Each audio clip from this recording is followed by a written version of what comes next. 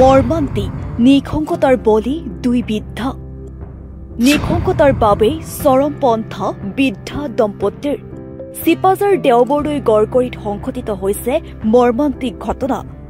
বুধবাৰে ৰাতিপুৱা ৰহস্যজনক অৱস্থাত সুৱদি কোঠাত উদ্ধাৰ বৃদ্ধ দম্পতীৰ মৃতদেহ।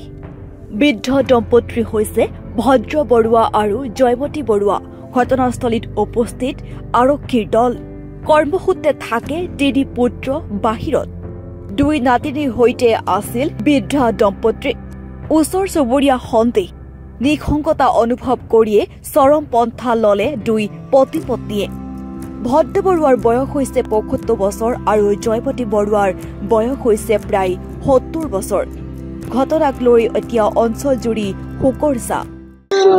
কালিৰ পৰা আইতাই কৈ আছে আৰু কিবা কিবি সংসাৰী মন্দিৰত গৈছিল, যাই তাৰ পৰা আহি কিনে কৈছে কিয়নো গেলো মই সংসাৰী মন্দিৰত, মই ইমান লাজ পাম এতিয়া, মই অপৰাধ ভৰিব লাগিব, কিবা কিবি কৈ আছে বাৰে বাৰে সেইটো কথাই কৈছে। তাৰপিছত ককাই আইতাই দুটাই আলোচনা কৰি আছে বাহিৰত। আমি ঘুমালো। ঘুমাৰ পিছত কৈছে এতিয়া আমি ঘুমাওঁ এনেকৈ ক'লা। তাৰপিছত দুটাই দৰ্জা মাৰিছে আৰু এনে অনদিনা দ্বিতীয়বাৰ আকৌ উঠে, কালি একবাৰ উঠা নাই। পুৱা আমি এনে অনদিনা উঠি দিয়ে আমাৰ দুটাকে ৭:৩০ হৈছে। তেতিয়া ভণ্টিটো উঠি কিনে দৰ্জা আটা মাৰি আছে, মাতা নাই। তাৰপিছত এইখন অলপ খোলা যায়, এইখন টানি খুলিব পৰা নাই, মানুহ বোলা চলি এটাই খুলি দিছে। খিৰিকীখন খোলা থাকে, খিৰিকীখন খুলি কিনে আইতাক দেখা পাইছে। দেখা পাই আটা পাৰি মোৰ ওচৰলৈকে আহিছে। আহি পেলাই মই কৈছোঁ কি হৈছে বুলি কওঁতে এনেকৈ কথাখিনি গম পাইছোঁ। কোন কোন থাকে ইয়াতে?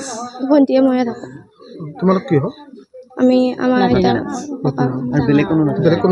নাই, দেউতা নাই। আমি তাতে উঠি গৈছিলোঁ আৰু ঘৰত কোনো নাই কাৰণে এনেকৈ আমি থাকোঁ। দেউতাই হয়।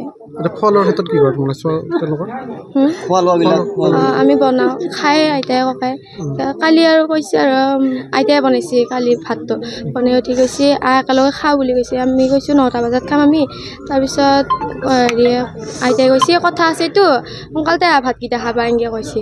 তাৰপিছত অলপ পিছত খাম দে বুলি কওঁতে তাৰপিছত খালা আইতাই ককাই। খাই উঠি খাই বুলি মাতি আমি খালোঁ। খাই উঠাৰ পিছত আমাৰ ওচৰত আহি পেলাই আকৌ সেইটো কথা কৈছে, মন্দিৰৰ কথাটোকে। কিহৰ কাৰণে হোৱা বুলি ভাবা? এনেই সেয়াৰে ভাবি চিন্তি আগৰ পৰা মানুহকেইটা দুটাই অৱস্থা নোহোৱা গৈছে, এইবিলাক কথা ভাবিয়ে পৰিয়াল আছিল। খুৰা খুৰী দুযোৰা আৰু চলি আছে। খুৰাটো মংগলদৈত থাকে, চাকৰি কৰে। হয়, তিনিজনে বাহিৰত থাকে। হয়, দেউতা থাকে এইফালে, ভণ্টিয়ে ময়ে থাকোঁ। এতিয়া ককা আইতা ইয়াত থাকে। হয়। মন্দিৰৰ কিবা হেৰিৰ কাৰণে সেনেকুৱা নেকি? মন্দিৰৰ কি বুলি ক'লে ৰাতিপুৱা মান বজাত মই গম পালোঁ। তেওঁলোকে মোক ফোন কৰিলে। ফোন কৰাত মই কৈছোঁ কি হ'ল এনেকুৱা আমাৰ অমুক ঢুকাইছে, হেঙিং অৱস্থাত ছুইচাইড কৰিছে। তেতিয়া মই কিছু সময় পিছত আহিলোঁ, আহি চালোঁ। চোৱাৰ পিছত দুজনে একে অৱস্থাতে আছে, যিহেতু অন্তত 10 ফুটমান ডিষ্টেঞ্চত আছে কিজানি তেওঁলোক এটা ঘৰতে আছে।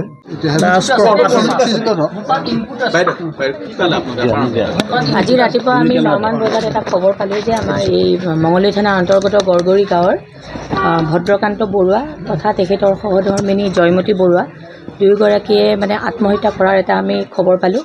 আৰু সেই মৰ্মে আমি সকলো আহি উপস্থিত হৈছোঁহি। আমাৰ ৰেচপেক্টেড SP ছাৰো আহিছিলে, ময়ো আছোঁ, প্লাছ আমাৰ OCও আছে। তো আমি এতিয়া পৰৱৰ্তী সময়ত আমি এতিয়া মঙলদৈ চিভিল হস্পিটেললৈ তেখেতলোকৰ মৃতদেহ নিম। আৰু আমাৰ চাৰ্কল এছিষ্টেণ্ট কমিশ্যনাৰো আহিছে, ইনকুৱেষ্ট কৰিলে তেখেতে। আৰু আমি এতিয়া সেইমতে PM ৰিপৰ্ট PM এক্সামিনেশ্যন আমি কৰিম।